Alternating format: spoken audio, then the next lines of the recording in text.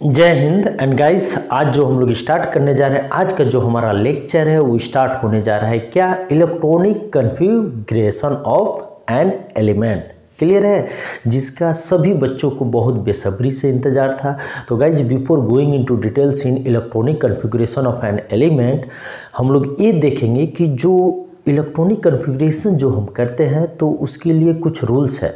तो जो governing rules है हम उसके बारे में आज अच्छे से डिटेल में पढ़ेंगे, ताकि जो नेक्स्ट क्लास होगा हमारा इलेक्ट्रॉनिक कॉन्फ़िगरेशन का, उसमें हम बहुत इजी वे में हम समझ पाएँ।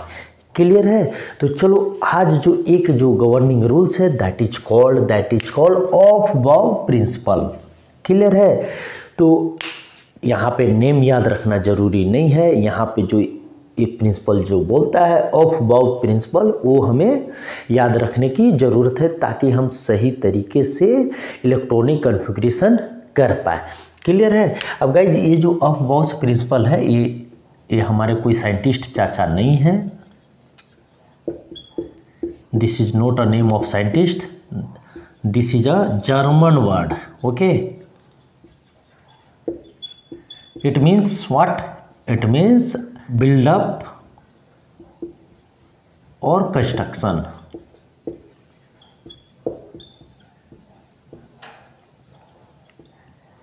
क्लियर है, मीन्स जैसे हम नॉर्मल वे में जो हमारा जनरल लाइफ में जो इसे बिल्डअप होता है, कंस्ट्रक्शन होता है, उसी प्रकार से एटम के केस में जो इलेक्ट्रॉन्स है उसका जो बिल्डअप कैसे हुआ और एक एटम कैसे प्रिपेयर हुआ। क्लियर है ना, तो उस तरह से ये है। तो ये कोई साइंटिस्ट का नेम नहीं है। क्लियर है, ये बेसिकली क्या बोलता है?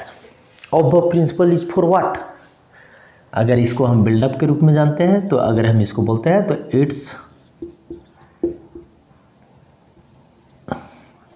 it tells about the filling pattern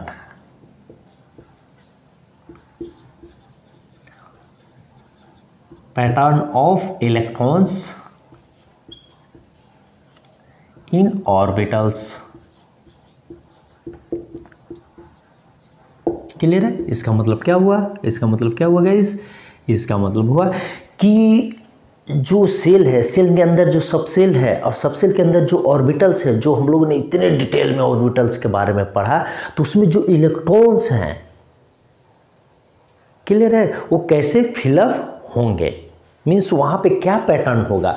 तो इन्होंने बोला, ऑफ प्रिंसिपल ने बोला कि electrons will be filled first in which orbitals having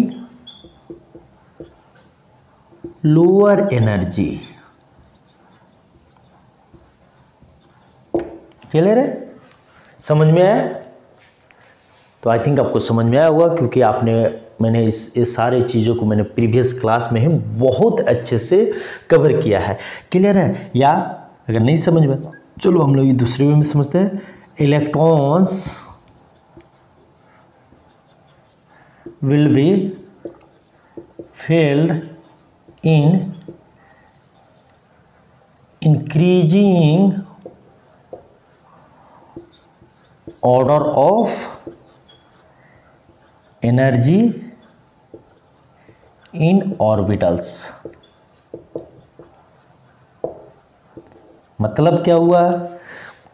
मतलब यही हुआ कि जो इलेक्ट्रॉन है वो इंक्रीजिंग ऑर्डर ऑफ एनर्जी में फिल होते जाएंगे। मीन्स पहले लोअर में जाएंगे, फिर असेंडिंग ऑर्डर, जिस तरह से आगे बढ़ते चला जाएगा, जिस तरह से इंक्रीजिंग ऑर्डर बढ़ते चला जाएगा, उस तरह से हम उसमें इलेक्ट्रॉन फिल करते चले जाएंगे। बट मोस्ट इंपॉर्टेंट पॉइंट क्या है? मोस्ट इंपॉर्टेंट पॉइंट है first will be filled in which orbitals having lower energy level. Clear है, बट सर ये तो समझ में नहीं आ रहा है कि मैं वहाँ पे कैसे समझूंगा कि किसको लोअर मैंने किस ऑर्बिटल का लोअर एनर्जी लेवल है और किस ऑर्बिटल का हायर एनर्जी लेवल है। तो ये हमें अपने से यहाँ से ज़्यादा सोचने का ज़रूरत नहीं है, क्योंकि यहाँ पे जो साइंटिस्ट लोगों ने बताया, क्या बताया साइंटिस्ट लोगों ने कि भाई अगर इस चीज़ को आपको देखना है तो आप सिंपल सा एक रूल अपनाओ। वो रूल क्या है, आप ये देखो कि भाई n+l जिसका छोटा होगा स्मॉलर और lower energy will be lower electron will be first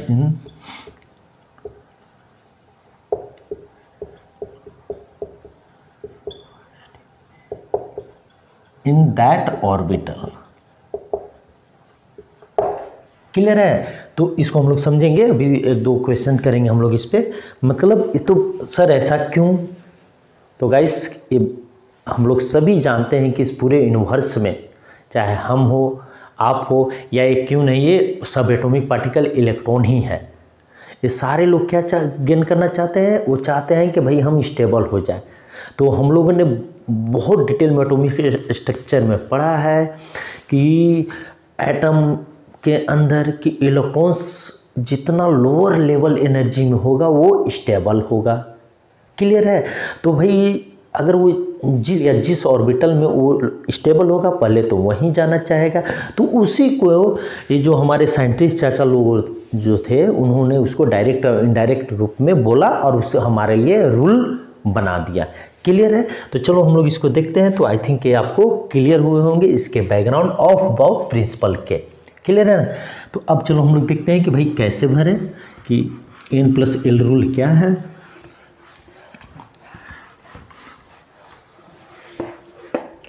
तो गाइस यहाँ पे देखो हम लोग डिफरेंट जो ऑर्बिटल्स लिखते हैं तो इसके बहुत सारे पैटर्न हैं, डायग्रामेटिकली हम लोग भी इसको समझ सकते हैं। यहाँ पे देखो 1s 2s 3s 4s 5s 6s and like 7s। Clear है? यहाँ पे 2p 3p 4p 5p and यहाँ पे आ जाओ 3d 4d 4f एंड यहाँ पे 5d। तो आई थिंक इससे हमारा काम हो जाएगा हमें समझने के लिए, और बाकी बहुत सारे डिटेल्स आपके बुक में मिल जाएंगे अब इसी तरह के।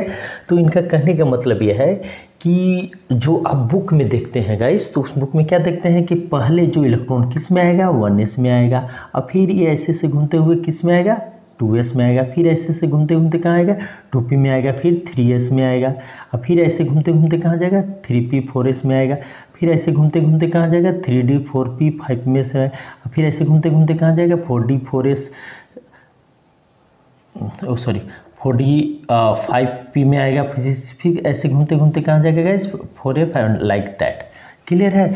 तो हम यहाँ पे क्या देखा हम लोगों ने देखा कि पहले इलेक्ट्रॉन कहाँ जा रहा है, 1s में जा रहा है। तो क्यों 2s? अब यहाँ पे देखो, तो अब यहाँ पे ये रूल अप्लाई करो आप यहाँ पे।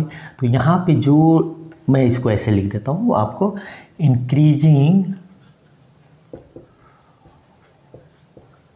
Order of energy.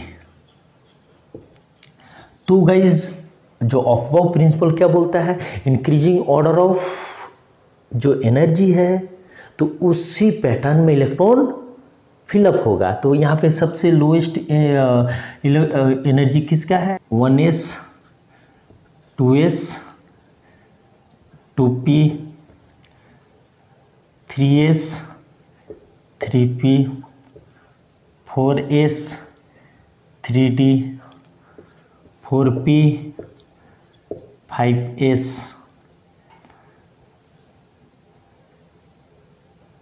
4d 5p 6s 4f and so on.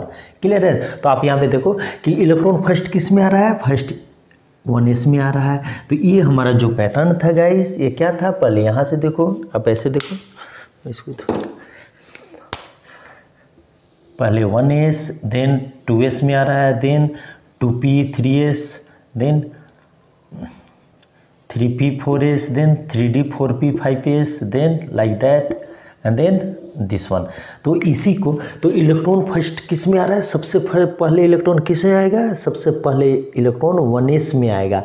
It means इसका जो एनर्जी है इस सबसेल का, उसका क्या है, उसका जो एनर्जी है वो सबसे कम है।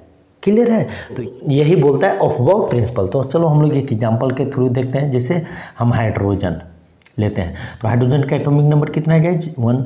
तो इसको हम अगर जब फिलअप करते हैं तो पहले कहाँ जाएगा, 1s। तो कितने इलेक्ट्रॉन है, 1।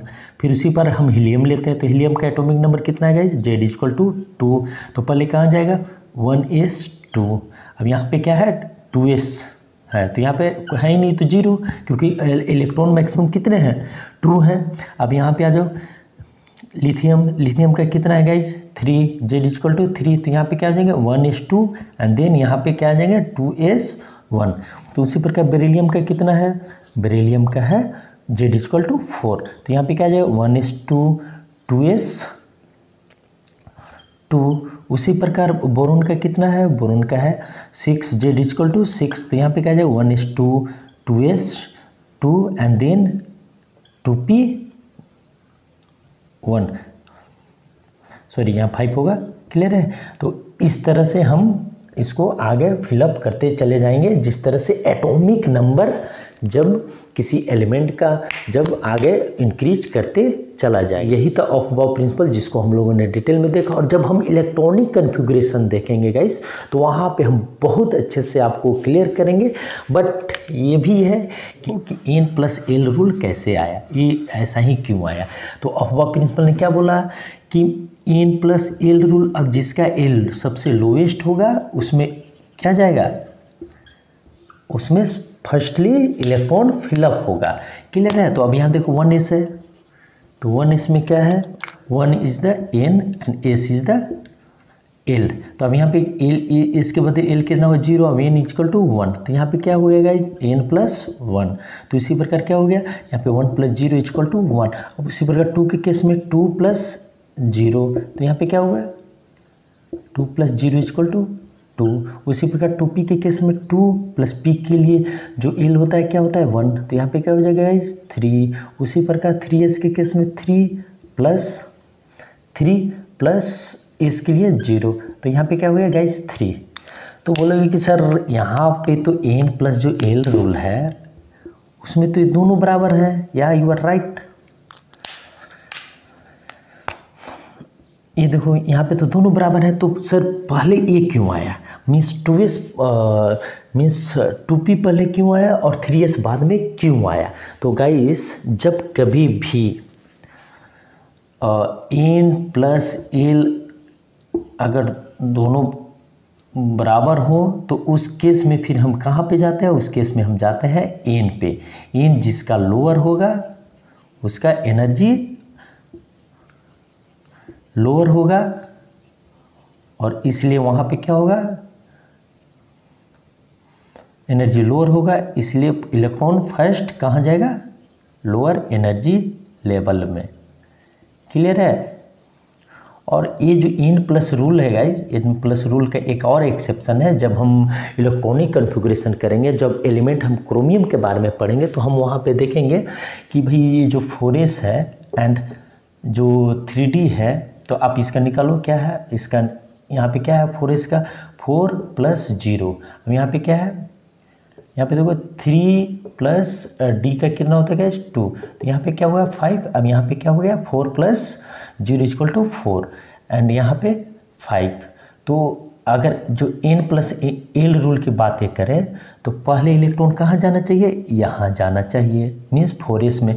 बट जब हम क्रोमियम की जब बातें करेंगे, जब इलेक्ट्रॉनिक कन्फिग्रेशन की जब बातें करेंगे, तो हम वहाँ पे बातें करेंगे कि यहाँ पे पहले इलेक्ट्रॉन कहाँ जाएगा, 3d में। क्लियर है? तो ये सब सारे डिटेल्स में हम लोग चर्चाएँ करेंगे, क्योंकि जो इलेक्ट्रॉनिक कन्फिग्रेशन है गाइस, अभी हम लोगों ने एक प्रिंसिपल को पढ़ा है, लेकिन अभी इसके बाद हम लोग क्या पढ़ेंगे, इसके बाद हम लोग पढ़ेंगे हुंड्स रूल भी पढ़ेंगे। इसके बाद हम लोग ये देखेंगे कि हाफ फील्ड और जो फुली फील्ड जो ऑर्बिटल होता है वो ज़्यादा स्टेबल होता है। तो वो सारे कॉन्सेप्ट को यूज करते हुए हम इलेक्ट्रॉनिक कॉन्फ़िगरेशन करेंगे। तो ये जो तो आई थिंक ये जो ऑफ बाउ प्रिंसिपल है वो जनरली किस पे काम करता है, n+l पे काम करता है। बट यहाँ भी क्या है गाइज, एक्सेप्शन है। तो आई थिंक जो ये ऑफ बाउ प्रिंसिपल है वो आपको क्लियर हुए होंगे। और ये सारे इनडायरेक्टली मैंने जब एनर्जी लेवल डायग्राम कवर किया तो उसमें बहुत डिटेल में कवर किया था। तो आप हमारे प्रीवियस वीडियो को भी देख सकते हैं और इस तरह से आप यहाँ पे ऑफ बाउ जो प्रिंसिपल है उसको आप समझ सकते हैं। तो आई थिंक ये वीडियो आपको समझ में आया होगा। तो चलो आप लोग बहुत अच्छे से पढ़ाई करो। जय हिंद, जय भारत।